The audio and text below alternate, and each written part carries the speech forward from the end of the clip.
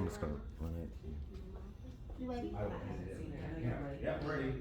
You recording? Yeah, I'm recording. I saw it, so we're not sure. Excuse me. Will the guests please rise for the arrival of the official party and remain standing for the playing of the national anthem.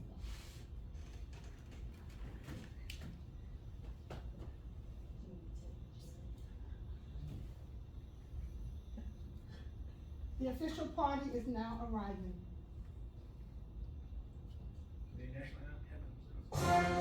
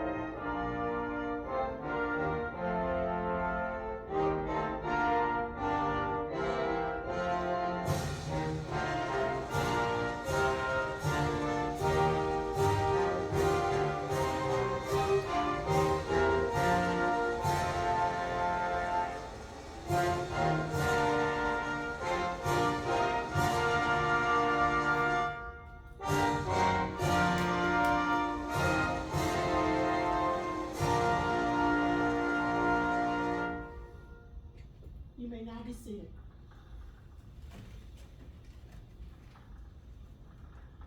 Thank you all for attending today's awarding ceremony for Mr. Marvin Etheridge and Mr. Kyle Clark.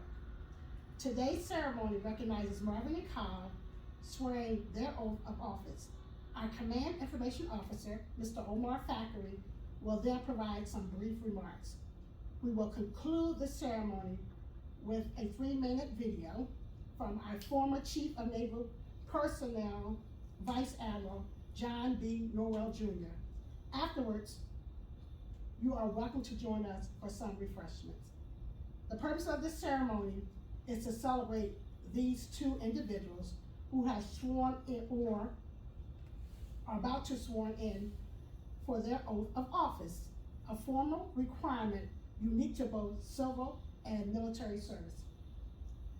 Webster defines an oath as a solemn, usually formal calling upon God to witness to the truth of what one says, or to witness that one sincerely intends to do what one says. A solemn confirmation of the solemn confirmation of the truth or sacredness of one's word. Something such as a promise onboarding by an oath. Omar Thackeray. Thank you. Kyle and Marvin both know, since we discussed this fully, I, Omar, am not authorized to administer the official oath. Therefore, I will read the oath to you. Gentlemen. I will support and defend the Constitution of the United States against all enemies, foreign and domestic. That I will bear true faith and allegiance to the same, and that I take this obligation freely, without any mental reservation or purpose of evasion, and that I will well and faithfully discharge the duties of the office in which I'm about to enter. So help me God. Gentlemen, please take your seats.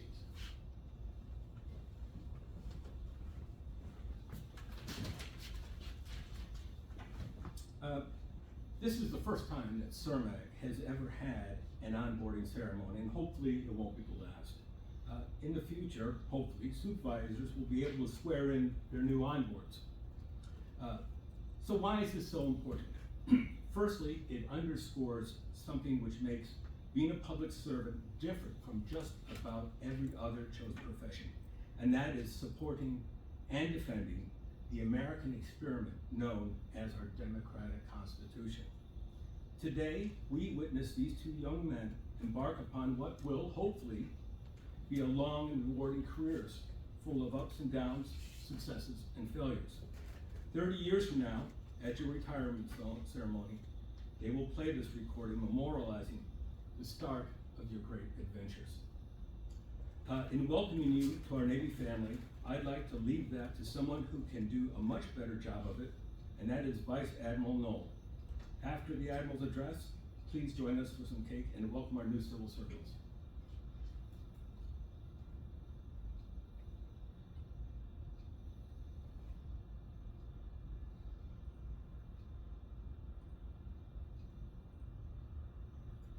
Here. I would like to welcome you. Shipmates, hello. I'm John Nowell, your Chief of Naval Personnel, or CNP. We use a lot of acronyms around here. I would like to welcome you to your new adventure of serving in the United States Navy as one of our civilian shipmates. Make no mistake, you're joining an elite team of warfighters, and we are excited to have you as part of our family. Each of you come from different backgrounds and bring a unique set of knowledge, skills, and ideas that we will need to leverage in strategic competition. Our Navy is rich in tradition, and our history is full of great lessons learned which serve as a rudder, steering our course as we navigate a technologically advanced society. We are in an age of information warfare, integrating space, cyber, networks, and data, and you will help us learn and leverage technologies and adapt the way we fight. You are a critical part of a highly capable combat-ready team, one that includes active duty and reserve sailors, fellow Navy civilians, and our families. And our competitive advantage has narrowed over the last decade, and to ensure that we maintain the edge over our adversaries, we are counting on you. Everything we hold near and dear, our freedoms, our democracy, the safety and security of our nation, is dependent on us as a team to succeed. You are joining a cadre of over 200,000 Navy civilians working in more than 500 different job specialties, conducting groundbreaking research, supporting strategic planning, and running our bases. By joining our organization, you're now part of something larger than yourself. You're part of our warfighting team, influencing our culture, and adopting and adapting our Navy core values of honor, courage, and commitment. They serve as the backbone for everything we do as a Navy family. Sailors, civilians, and contractors alike.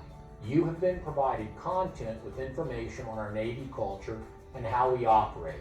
It's a great introduction and will answer a lot of your questions. I highly recommend that you take the time to give it a thorough review. And like all of our sailors, we need you to achieve and maintain impeccably high standards, to learn quickly, to adapt rapidly, because circumstances change on a daily basis.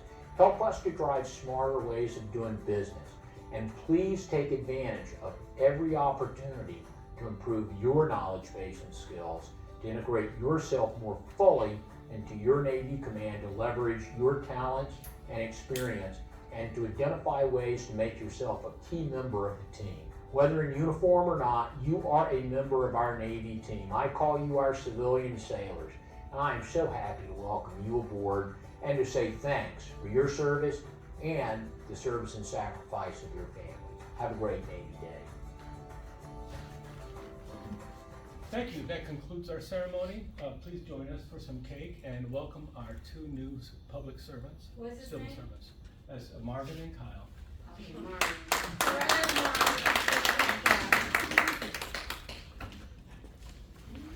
Yeah, I got you this time. You wanna, We're not recording no more, right? not right, No, it's still recording. I gotta stop it. how you stop it? I'm gonna edit it. Yeah, come here.